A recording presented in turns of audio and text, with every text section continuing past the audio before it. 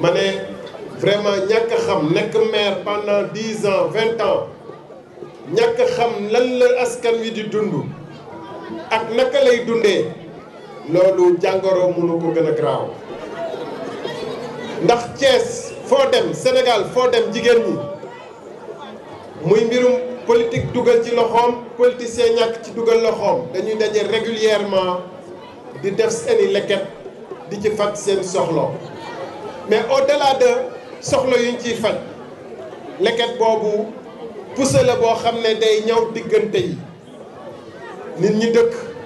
nga xam ne bu dul woon leket jooju du ñu gisee di gisee une fois par mois 2 fois par mois chaque semaine di waxtaan di ree di kaf kóllëre gi gën a ratax mbokk gi gën a ratax te damay joxe benn exemple simple dafa am fu ma demoon dimanche kële weesu muy Mbour 1 ñu ngi may déglu ñu ne lekkat bu ñu démarré woon il y a 9 mois à 100 000 ñu ngi à 1 million 200 000 alal joo xam ne sàccuñu ko seen ñaq la seeni imagination la loolu ku leen ci jàppalewul waloon leen kokkali surtout bu fekkee ni yàlla dafa dogal mairie Thiès budget ñoom dañ ko leket ay leket bu xaw a doy waar dañ ko tontine seen biir parce que budget social u mairie Thiès 200 millions la 200 millions yooyu nañu ku doon kokkali leket yi expliquer nan lañ ko doxalee mooy nga am tudd di tudd sa doom ñu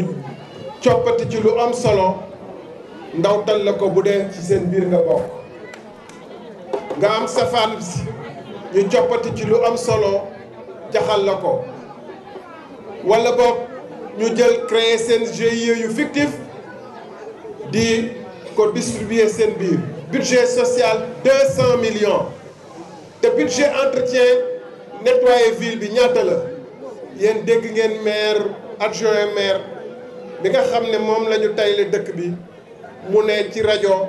que dafa am bor ak benn société buy jaay carburant 40 millions moo tax mënuñu tonni mbalit bi moo ko wax dégg ngeen ko yéen ñëpp n'est-ce pas alors fu ñu toogee am bor de 20 millions 40 millions fekk ñoom am nañu 10 fois plus budget social loo xam ne di ci ay lente ay billet màkk di ci coppati pour seen ngénteeg yooyu di ci def yeneen yoo xam ne lu yées mais di teñeen ci ñëwaat ci campagne bi donc ñooñu mënuñu taxaw di joxe exemple Sénégal aaya yàlla yi mun nga ci réciter lu bëri waaye bu doon loolu rek mooy tax nga sell magnétophone yi sax boobu bu boobaa dañuy sell parce que saa yow ubbee rajo yi yaa ngi dégg ñuy wax aaya mais jëf gi lañ ñu wax te seen jëf ñëpp xam nañ ko mooy tayle suufu Thiès gi nañu expliquer parce que toog di wër Sénégal di attaquer président Macky di attaquer gouvernement am di naan peinture guñu dinaa ci dellu si 1 minute mais nañu expliquer naka adjoint au maire boo xam ne 6 mois nga mës a liggéey ci sa diiru dund après nga nekk adjoint au maire sa indemnité 90 000 la par mois nañu expliquer naka nga mën a amee patrimoine boo xam ne ay R+2 la ak yeneen nañ koy expliquer foofu loolu mooy wax ji l'heure du bilan est arrivée c'est pas le bilan de Macky Sall il viendra en 2017 c'est le bilan de Idrissa Seck bilan bi mooy lan mooy 5 ans nga diriger mairie 3 fois nga ñëw conseil municipal 5 ans nga diriger mairie kenn mësul a gis nga toog fauteuil yu maire bi 5 ans nga diriger mairie musoo fa maye kenn audience wala recevoir fa kenn ñu fay la 5 ans yooyu chaque mois 900 000 muy 54 millions 900 salaire boo xam ne mérité woo ko ndax liggéeyoo ko ba ñuy def audit di xool fonction publique ñi nga xam ne dañ leen di fay te teewuñu seen barab liggéeyukaay moom la ñu njëkkoon waroon njëkk a seet dafa war a delloo 54 millions 900 yu ñu ko fay pendant 5 ans yi parce que liggéeyu parce que li ci gën a bëri neewul sax ci réew mi te war nañu xool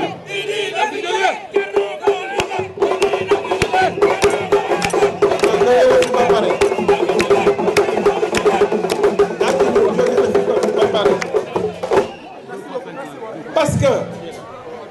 parce que bu fekkente ni dañ la fay sa alal yaa xam da nga ko lakk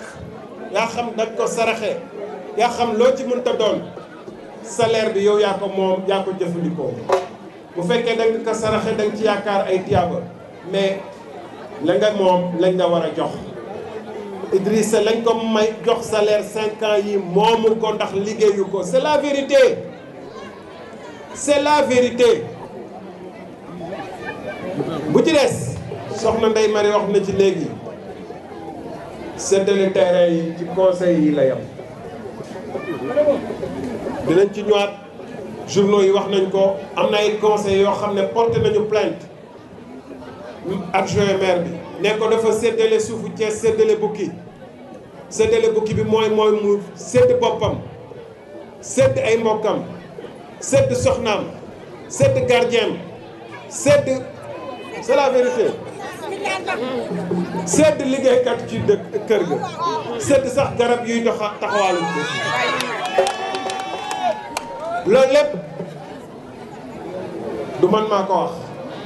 bien que am nañu ay kayit yuñ ci yor te dinañ ko génne 2009 la mbir moomu commencé nga sedd sa bopp sedd sa soxna sedd sa nijaay sedd sax ay responsable réew mi yu nekkul Thiès ñoo ngi liste bi xam nañ tur dama ne ñu sedd ay responsable réew mi yoo xam ne tey ñu ngi assemblée nationale di wax lu ne yoo xam ne nekkuñu Thiès tëb Thiès waa Thiès soxla suuf pour defar marché amatuñu bërëb bu ñu defaree marché mooy marché Sam bu ñu bëggoon doxal amuñu place mareyeurs yi amatuñu place ñu ñam ko mu neex ci lotissement Pognène ñu continuer def ko maison d'arrêt de correction bi def ko domaine industriel lycée technique noonu lañu yoree mairie bi mënoo yoree réew mi mairie Thiès noonu bàyyi muy ràpp Thiès di ràpp am benn lay nag taxaw fa lu yàqu ci Thiès ñu ne non chantier yi la Ablaye Wade nanguwul eggale nguur gi moo ñu nangul jàppale eggale chantier yi et cetera bàyyi dëkk bi di ràpp jardin public yi est-ce que loolu taxawaayu gouvernement la même jardin public amatul Thiès même place bu jàkkaarloog mairie bi bu ngeen xoolee jardin naat la woon rafet bu doon fierté Thiessois yi bu ngeen ko rombee gis ni sàggante bu mag moo tax mu mel noonu loolu tax càggante bu mag boo taxoon ba nga xam ne montagne salté moo ne woon ginnaaw tribunal c'est-à-dire à côté de la mairie donc mairie boobu il est temps ñu dégager ko fi te am na yeneen yoo xam ne dinañ ci ñëw ci campagne bi c'est-à-dire recruter agent de surface ba pare bañ leen a fay wala boo leen fayee nee leen am na loo xam ne ñun ñoo ko ngeen koy delloo loolu lépp mu ngi ci mairie bi donc Idrissa Seck et son équipe ils sont mal placés pour joxe leçon de morale et d'intégrité au pays. Ils sont très mal placés pour donner des leçons de morale et d'intégrité au pays. fi may terminer ci côté boobu ñu ngi commencé def seeni affiche pour venir président bi comme toujours ñoom seen wax ñaari wax lay doon comme waxeet bu mu fi ne dootuma présenté wu mairie ñun ñëpp ñoo ko dégg en 2009 mu ne dootuma présenté wu mairie moom mooy tête de liste majoritaire wu Thiès Ouest loolu waxeet la te ba tey jii nii xam ngeen ni daf ñëw nar a taylewaat bu fekkoonte ni yàlla def na ni mu gagné mairie bi te incha allah du ko gagné. te xamu leen sax bi yoon kan la leen di tayle loolu duñ ko nangu doyal nañ ci mais waxeet la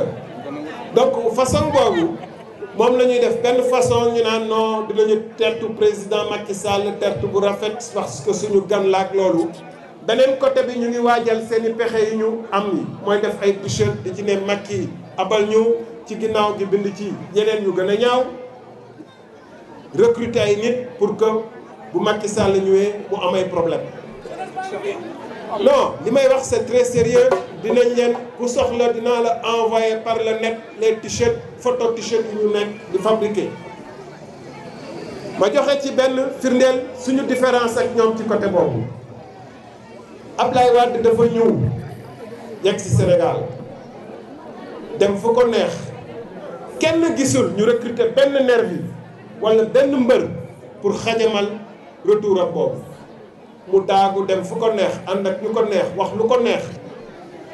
te moom jamonoom da daan recruter ay mbër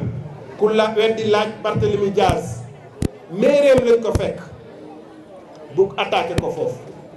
ku weddi laaj waa AS ak 24 heures chrono ku leer di waat naa dellu ci taala borom marto yi ku leer di waat taala waa El Malick Seck ak ñeneen Walf Fadjri noonu lañ fi ne woon mais moom mu ñu daagu doxantu def du ko neex président Macky Sall dem ay conseil des ministres délocalisé fépp amul fenn fu am problème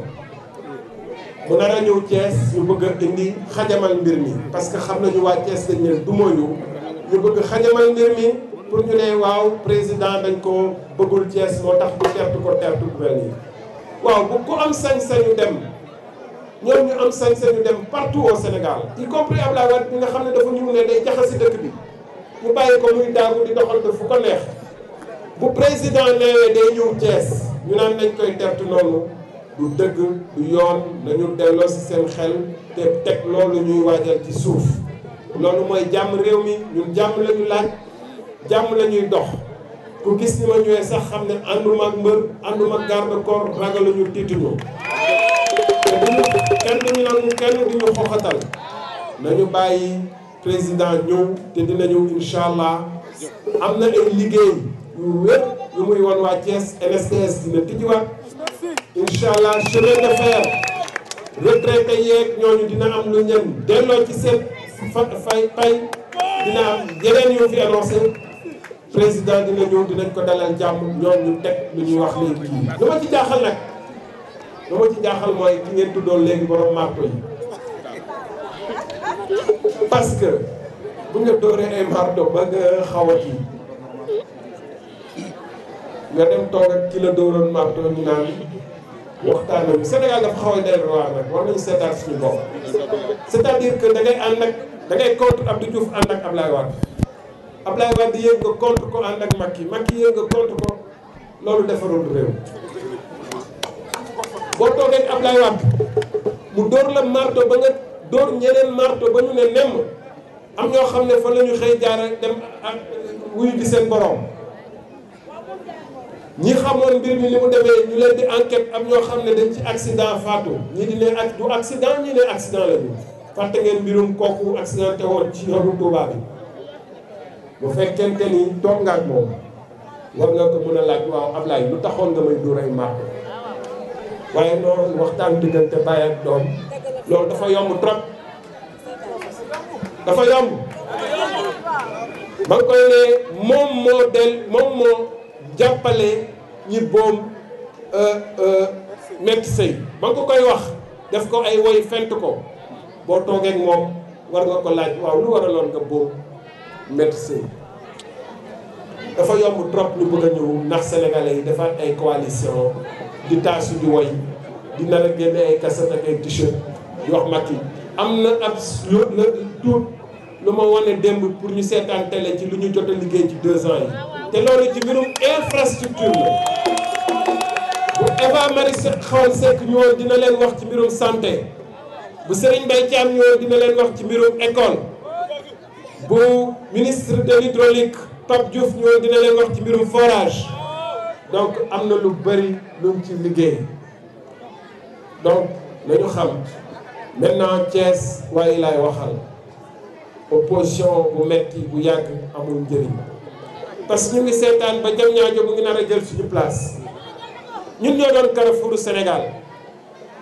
am na président projet yu wér yu mu amal Thiès autoroute aéroport Blaise Diagne jaar yoonu Sindian bi Sangué Thiès continuer Touba continuer Tivaouane loolu avancement bu rëy lay doon ci Thiès nekkaat Carrefour Sénégal nekkaat célébé yoonu Sénégal loolu war nañ ci jàppale ko parce que bu chantier yi ñëwee chantier yoo xam ne doomu Thiès dañ ci am seen wàll. chemin de fer bi bu reprendre Dakar Thiès Kidira ba dem ba Koulikoro bu boobaa waa Thiès dinañ ci am seen wàll chemin de fer bi sifflé waat. musu leen dégg le parti Rewmi 2007 ba léegi ñu ngi campagne musu leen dégg ñu wax ci chemin de fer projet bu am solo. ku am na wax. ñun nekk na fi premier ministre Transrail xam ngeen li mu ci def ñun en 2 ans 2012 1 milliard 966 mille la ñu def ci raay bi 2013 bi 2014 bi 1 milliard pour defaraat raay bi diggante gi defar nañu 70 kilomètres yuy dem Dakar Thiès Mexe Diogo ngeen gis ngeen ñu ko doon liggéey ci yoon bi loolu loo xam ne lu ñu mën a teg loxo bëtam la donc bu ñu naxante ñii liggéey kuy liggéey warul ànd ak coow lu bëri xëy na suñu erreur la ñàkk communiquer lu bëri waaye liggéey àndul ak coow am na ñoo xam ne nag yàlla daf leen sédd coow dem tëdd France 2 ans fent say wax ñëw bëgg a jommil sénégalais yi jóor say xutba dugg ay xalwa xëy na génn ak ay formule ay xuufa xaafa bëgg a jommil nit ñi ñun fa ñuy jommee weesu na day loolu tax Ndeye Marie a raison Ndeye Marie a raison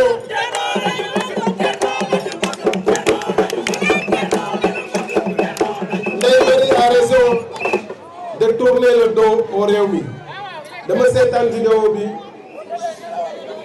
mu génn waat beneen aaya di naan yàlla mooy dugal bëggee ci xol nit ñeeg naan man yàlla def na ceesuwaay dañ ma bëgg ba abadal waaye lii ak man li ma gis Thiès wane na ni que ceesuwaay yi ñu ngi tourner le dos weddi nañu te le 29 juin incha allah centre Malick Kaïré bi lay commencé. xëy na bëri moo wax ci yu ñuy def parce que ni ko suñu mbokk chrétien yi di wax ak jullit ñi sax dañ koy wax bu sa loxo ndeyjoor di def càmmiñ bi sax bu mu ko yëg mais damay joxe benn exemple simple. jàkk ju nekk seen wetu koñ moom wetu këram taxaloo këram dañ leen coupé ndox 2 ans durant bu fekkoon tali yu moom mu ngi ci waa jàkk jooju yëg lu xew ci dëkk bi di dugg ci dëkk bi di xam lu xew ci dëkk bi jàkk jooju resté 2 ans sans ndox waxuma ko nag pour ndamu loo def ci jàkk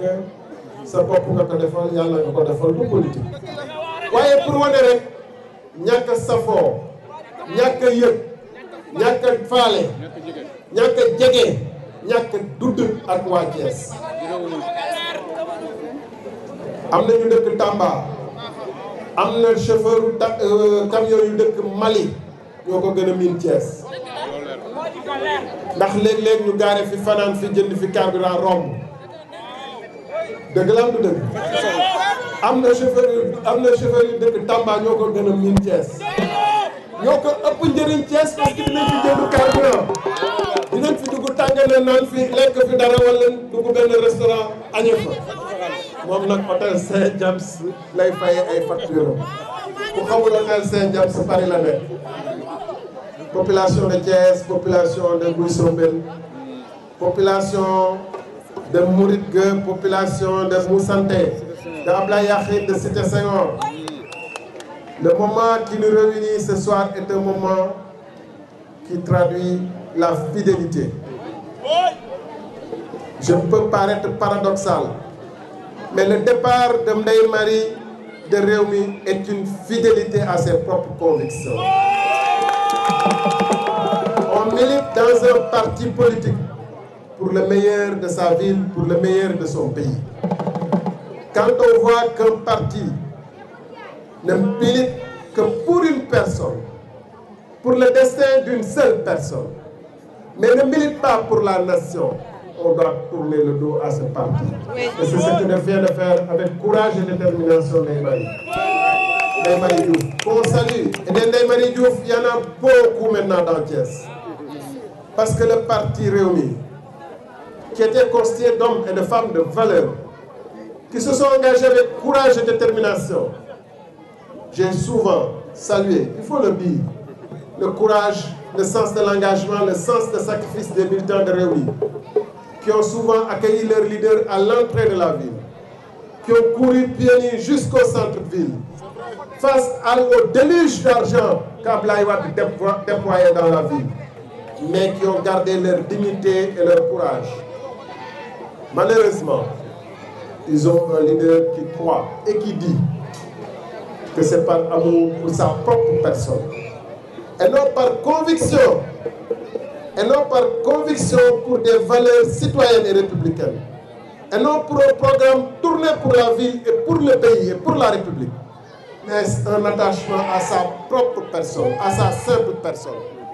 que ces gens, que ces militants s'agitent. Ces militants de Rewmi sont en train de lui montrer par milliers qu'il a tort de croire que sa personne est le centre du monde, est le centre du Sénégal, et qu'ils vont lui tourner le dos. Opération Tohou Bougoudonouach. Je salue donc le courage et la détermination. Je salue la fidélité et le sens de l'engagement de tous les militants de l'APR qui sont ici ce soir. Les militants de Benno Bokk Yakaar, les militants de Gëm Sa Réew. Je dis que les Abouba, les Gueladio, les Ousmane, les Serigne Mbaye Sy, les Mamadou Diène, les Falilou Manam Guène, les Mourid Ndiaye, les Rawane, c'est des gens qui depuis 2 ans, nous n'avons pas commencé il y a 2 mois, depuis 2 ans, sont en train de sillonner les routes de Thiès. Ça, c'est vrai. Nous ne sommes pas en train de chercher la maison où il y a eu un décès il y a 2 ans pour aller présenter nos condoléances. Ils étaient là quand il le fallait. Nous saluons donc tous ces militants engagés qui depuis des années sont au service des populations. On peut railler nos lequettes. On peut railler les poubelles qu'on a distribuées dans les quartiers. On peut railler les médicaments qu'on a donnés aux postes de santé de Thiès. On peut railler les efforts du docteur Ndiaye pour repeindre ou pour refaire les postes de santé. On peut railler tout ce qu'on veut. Mais ce qui est triste et dérisoire, c'est une mairie qui n'est pas capable de ramasser les ordures à sa propre porte, c'est-à-dire à côté du tribunal régional de Thiès. C'est une mairie qui a un budget consacré au fonds social de 200 millions de francs CFA, qui est une véritable tontine entre initiés. Je répète, c'est une tontine entre initiés, pendant que la mairie doit de 20 millions ou 30 millions ou 40 millions selon son maire par intérim, ce qui justifie qu'ils ne peuvent pas enlever les ordures. Alors même qu'ils ont un budget social, une tontine qui leur permet de distribuer des billets de Mecque, de se distribuer des ndaoutale, ce qu'on appelle les ndaoutale, les djahal, et de faire une véritable tontine entre eux, et qui dure depuis longtemps. On peut railler les efforts que les gens font, et si monsieur est un consultant, il devrait comprendre que la microfinance, les petites aides aux gens qui vendent leurs petites tables de mangue, d'arachide au coin des quartiers est un apport conséquent pour lutter contre la petite pauvreté et la grande pauvreté plutôt. On peut railler ça, mais on n'a pas le droit, quand on a pris 54 900 000 de salaire pendant 5 ans sans avoir jamais posé son derrière sur un fauteuil. Je répète, quand on a pris 54 900 000, 5 millions de mars 2009 à juin 2014, quand on aura pris 55 millions des sous des pauvres contribuables thiessois et qu'on en a fait ce qu'on a voulu, on n'a pas le droit de donner des leçons de morale. Alors je dis, les populations de Thiès, l'heure du choix est venue. Le choix entre un présent et un passé qu'on connaît fort bien. Depuis 10 ans, la ville de Thiès est frappée dans une sorte de décrépitude, est devenue une ville fantôme, dirigée par un maire fantôme. Tout tombe en ruine. Et la mairie est fait exprès de laisser la ruine s'installer pour dire, voyez comment le gouvernement central punit notre ville. Alors que d'autres maires sont en train de faire des efforts considérables. Alors, quand on a laissé cette ville devenir une ville fantôme, dirigée par un maire fantôme, on n'a pas le droit de donner des leçons ou d'exiger un bilan, alors que son bilan est un bilan fantôme. Un maire fantôme, une ville fantôme, un bilan fantôme. Wow, donc, vous ne me coudez trop, mais c'est ce qui demandait de peindre les villes. Comme on n'est pas un gouvernement de communication ou de parole, on n'a pas trop insisté, mais on va montrer. Et c'est ce qu'ont vu l'émission hier, un ministre face aux citoyens, il y en aura beaucoup d'autres. Verrons que nous prenons même les choses au sérieux, que nous avons refait les routes de Thiès. Que nous avons commencé la route Thiès-Fandène et qui continuera, Inch'Allah. Que nous avons fait des routes pareilles un peu partout au Sénégal. Que nous sommes en train de faire la VDN. Que nous avons fait les ponts de Kermassar et de Thiaroye. Que nous referons l'échangeur de Sénégal 92. Que nous sommes en train de faire la route Mandat-Douane-Vélingara, le pont de Kédougou, le pont d'Alwar. Que nous referons le chemin de fer à Thiès. Que nous ferons la route Sindian, Thiès, Touba, Tivaouane. Que nous ferons en sorte que les chantiers de Thiès soient terminés. Nous demandons aux Thiessois dans ces conditions d'accueillir le président de la République, le président Macky Sall, avec beaucoup d'enthousiasme. Et nous disons à ceux qui sont en train de chercher à troubler cette venue, en imprimant des t-shirts, en préparant des brigades qui seront les unes en orange pour dire qu'on a envahi la ville et que c'est nous qui accueillons le président, que nous sommes plus nombreux. Les autres en blanc avec un t-shirt Macky Abalnou. Nous disons à ces gens-là de garder raison. Parce que le président Macky est un grand démocrate, comme il le dit lui-même. Et l'APR, c'est un parti de démocrates. Nous avons laissé Abdoulaye Wade venir sans problème. Aucun acte de sabotage n'a été perpétré à son endroit. Alors que lui-même agressait les gens au niveau de leur mairie. Ku weddi na laaj Barthélémy Diaz, ku weddi na laaj Talla Sylla, ku weddi na laaj ñeneen ak ñeneen ak ñeneen. Mais nous n'avons jamais rien essayé contre qui que ce soit en 2 ans. Kenn mënul wax ni que am na benn brigade wala milice wala vigile yu dem attaquer siège du parti. Bu fekkoon ne ni APR ñoo ko def ñu am firnde APR ñoo ko def man maa koy njëkk dénoncer. On est contre la violence. Alors bi ñu bàyyi Wade ñu doxantu nu ko neexee takkandeeram bi ñu doxantu comme nu ko neexee di ko topp comme nu ko neexee moom ak takkandeer yëpp kenn takkandeer sax moom dóor ko perte sa temps la waaye moom góor gi kenn jéemu ko kii créer lu day ñëw président di ñëw Thiès di wax lu mu namm ci Thiès lu mu yéene waa Thiès ñu naan dañuy saboter visite boobu loolu du dëgg du yoon buñ ko jéem ñu ngi leen di ñaan ñu teg loolu ci suuf di ñaan Thiès waaye ñu génn en masse déglu président boo xam ne dafa bëgg a suqali raay gi dafa bëgg a Thiès nekkat Carrefour du Sénégal dafa bëgg nekk Thiès nekk les ateliers du Sénégal parce que bu chemin de fer bi suqalee on va refaire vivre les ateliers de maintenance du rail ici. l'ISEP gis ngeen ko ISEP de Thiès c'est pour les métiers du rail gis ngeen ko ci reportage bi démb on va former davantage NSTS day ubbiwaat Thiès dellu fa mu newoon. Thiès dekki taxawaay baa ngi waaj a gudd yàgg nañu mais lii day tekki ngëm am na fi te bu 29 janvier on va les démontrer.